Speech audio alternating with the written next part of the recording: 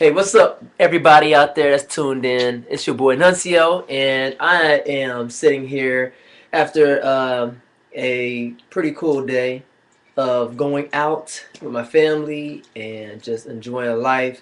And then on top of that, watching videos of Occupy this and Occupy that. And the latest video that I saw, which I thought was pretty amusing, was people taking their money out of these big banks.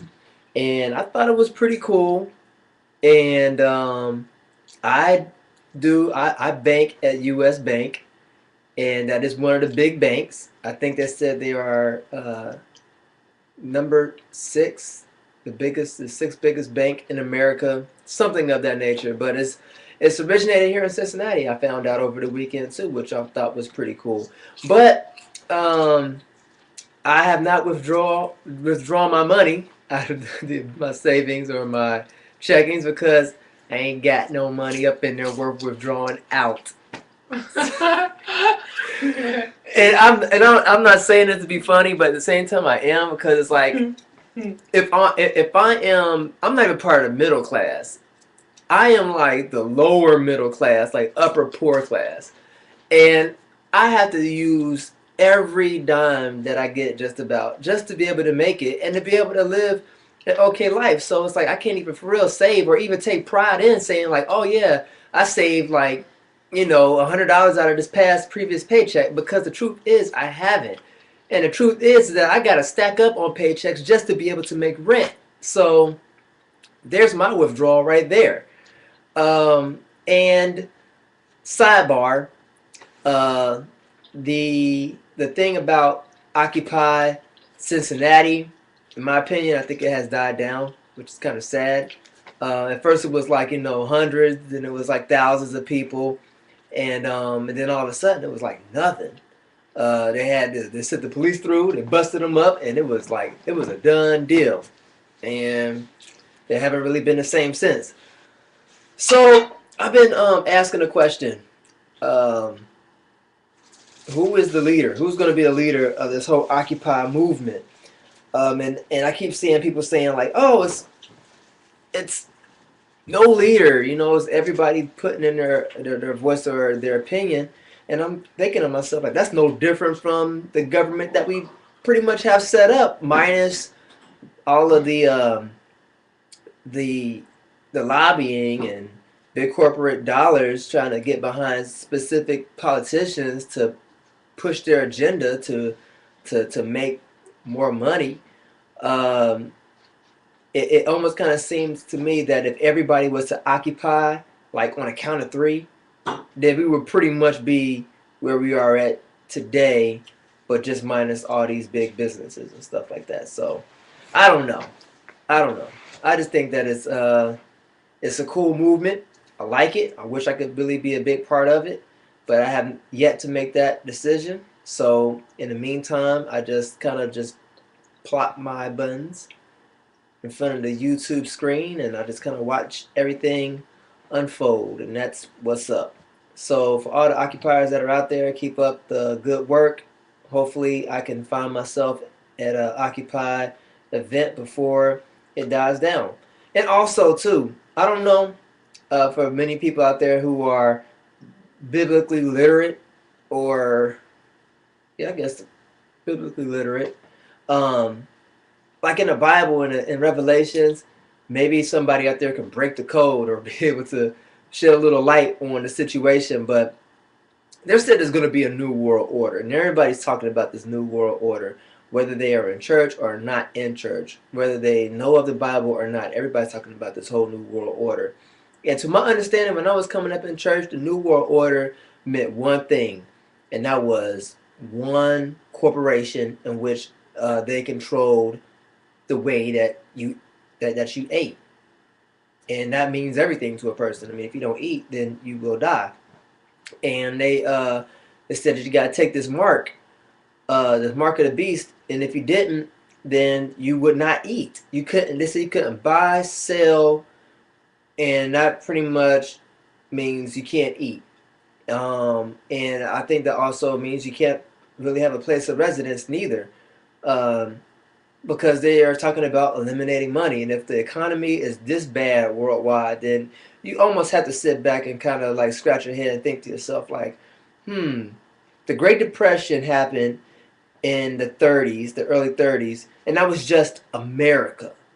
You know, I'm not too sure about everybody else in the world, but America got hit really hard. And I'm pretty sure people back then was thinking to themselves, like, oh my God, like, God's coming back and everything else.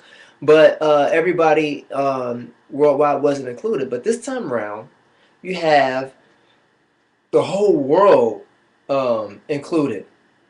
Talking about we protest and we hate, the fact that we don't have any money and everything else. And they're talking about pulling out of corporate banks and talking about, don't buy this, don't buy that, with hopes to be able to hurt these big corporations. And I don't know. I just kind of scratch my head. And I'm like, I'm wondering, like, is this it? I don't know. What are you guys' thoughts on that? And for those who kind of feel like, oh, well, that's a bunch of bull crap, you know what I'm saying? This stuff comes and goes, with currency changes and everything. But then you got to take into consideration that they said also in the last days that there's going to be divers earthquakes in various places. And it's like that's what we're seeing at the same time that this event of Occupy the World is taking place. And I'm not a fool to it. I mean, the Bible, it comes across as being, fictitious. It comes across as being a fantasy. And it really does challenges one's faith to be like, do you really believe in the virgin birth? Do you really believe in, the splitting of the Red Sea? Do you believe in David and Goliath? Do you believe in Noah and the whole earth flooding? And these stories, they really don't seem believable. But one thing that I'm starting to notice more and more as I watch these events worldwide unravel, whether it's us causing it or if it's the world that is just out of whack. I mean, whether it be hurricanes, earthquakes, tornadoes, it's like one after another, after another, after another, in the craziest of places. I mean, think about it. We had Haiti last year, and then like 6 months later, Tokyo, I think it was Tokyo, had got like the craziest, like half of Tokyo got pretty much like wiped away, it seemed like, off of this tsunami. And then you had tornadoes that ripped through the Midwest in this area, in like the Oklahoma area. Even within 2 days ago, they said that there was an earthquake that shook Oklahoma. That was like a 5.2 or something, which is like they said it was like kind of like rare for something like that to happen in that area. And I'm like the Bible did say that these things that they weren't going to be new, but they said that the end will come because it said it will be closer and closer together as it would be a woman who is giving birth. Now, when a woman gives birth, the pains are like the same. They may be sharper than others, but a pain is a birth pain. Now, when a baby is coming when the contractions are closer together. Now, the contraction that a woman may have had, earlier in the day, and the doctor says, okay, now start counting. He says, okay, all right, when you get to 2 hours, then you do this. It's the same pain, the same contraction, but then you notice they start getting closer and closer and closer and closer and closer. And then he says, when you start feeling the contractions maybe 20 minutes apart, is maybe a good time for you to go ahead and make your way down to the hospital because they're going to come quicker, quicker, quicker. And next thing you know, the baby is here. And I think it's a perfect analogy that the Bible gives us when it uses that, saying that, in the last days, it's going to be like a woman giving birth, meaning that, yeah, we've had economic downfall before. We've had earthquakes before. We had all these problems with, kids being disobedient to their parents. We've had that before. But if you guys will open your eyes and see what I see, they're getting really close together. And it's really kind of like almost stacking on top of each other.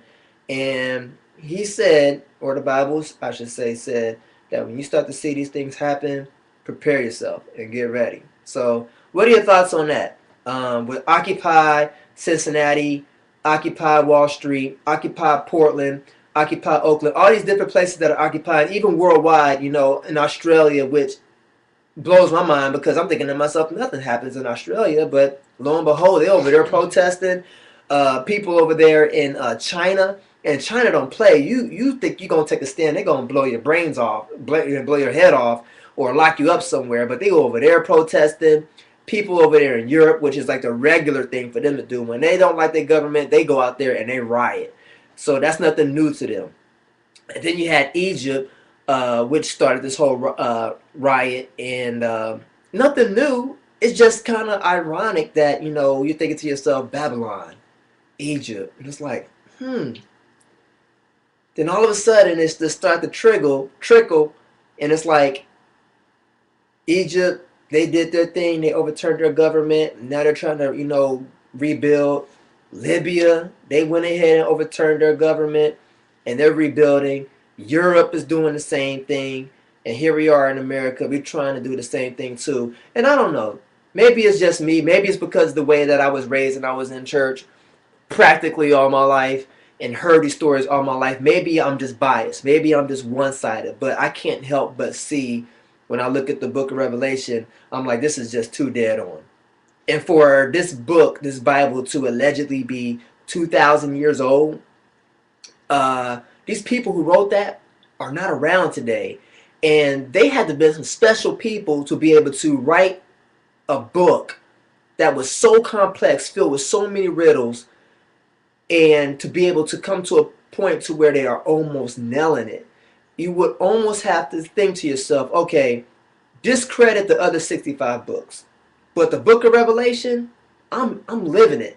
How people I hear sometimes people say, well, how do you know Jesus was real? Have you ever seen him before? And I'm like, no, I haven't. I mean, that's just all faith. But when I look at this book, Revelation, it says in the last days, in these days, and I feel like, man, I can't help but feel that I am in that very moment in time in which God was revealing to John, saying like, look, I'm going to show you some things, and I want you to write them down.